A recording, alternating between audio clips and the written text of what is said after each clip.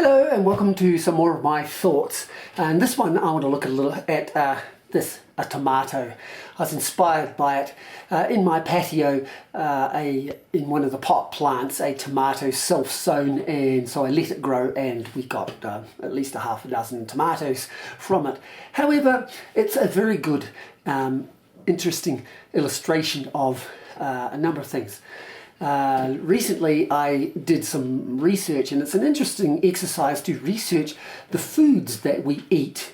And we are conditioned to think that the tomatoes, potatoes, bananas, oranges and strawberries and things that we eat have been around for a millennium, and they've always been like this, and they're wonderful and we should eat well and everything. But when you start to look at the history of things like tomatoes, you uncover some amazing things, that they aren't what they always used to be.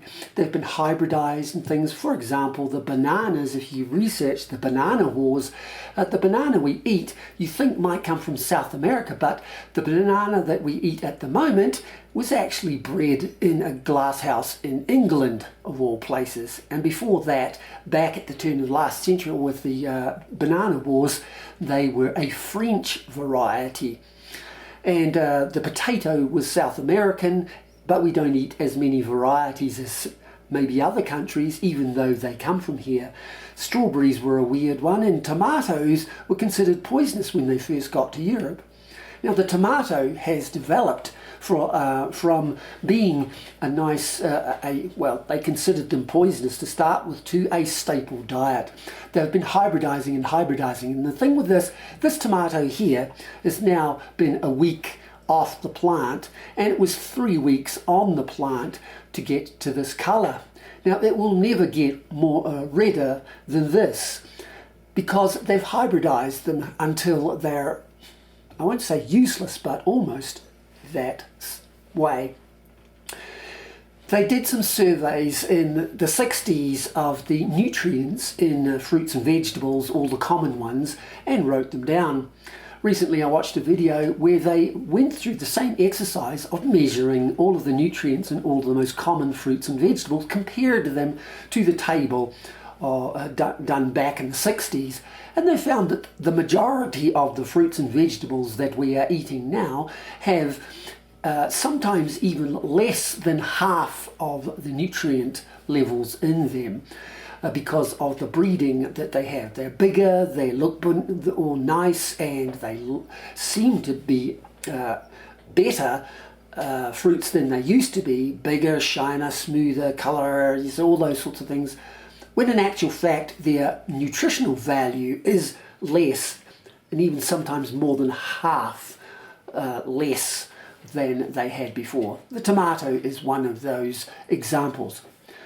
Normally, when I was young, I'm fortunate enough to know what tomatoes looked like 50 odd years ago, because as an after school job I used to work in a market garden, and we tended to tomatoes, picked the tomatoes.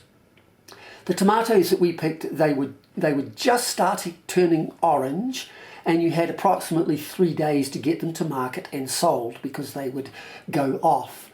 As I said, this particular tomato here, and they would go from green, we wouldn't pick them green. If you had a hint of orange, you could pick them, because in 3 to 4 days they would be bright red, more red than this orange one, and then they would quickly, over a day or 3, they would be rotten. And we never picked the actual ripe ones on the plants, because they would be rotten by the time they got to the market, only not even 10 kilometers away.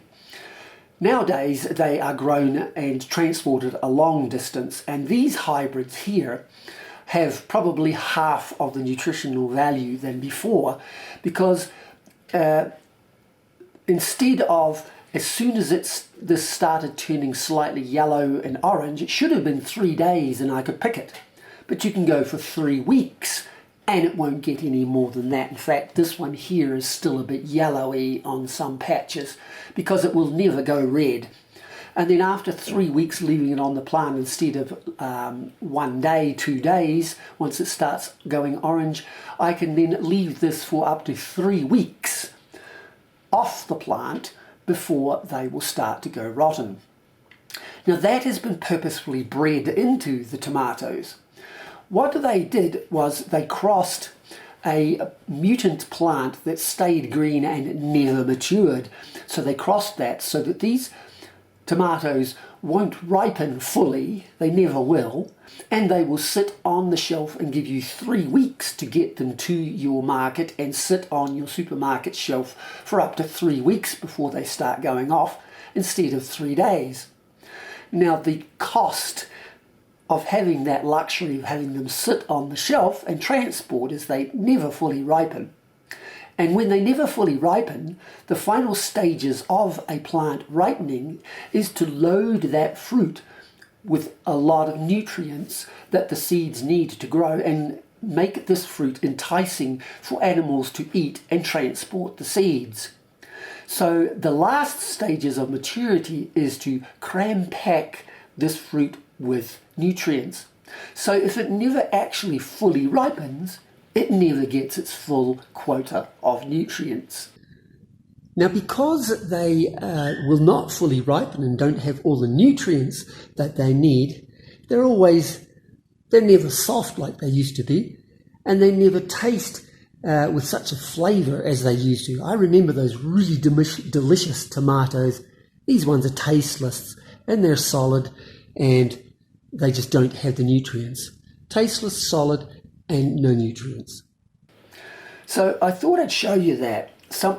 How we are being lied to, fooled, ripped off by tomatoes.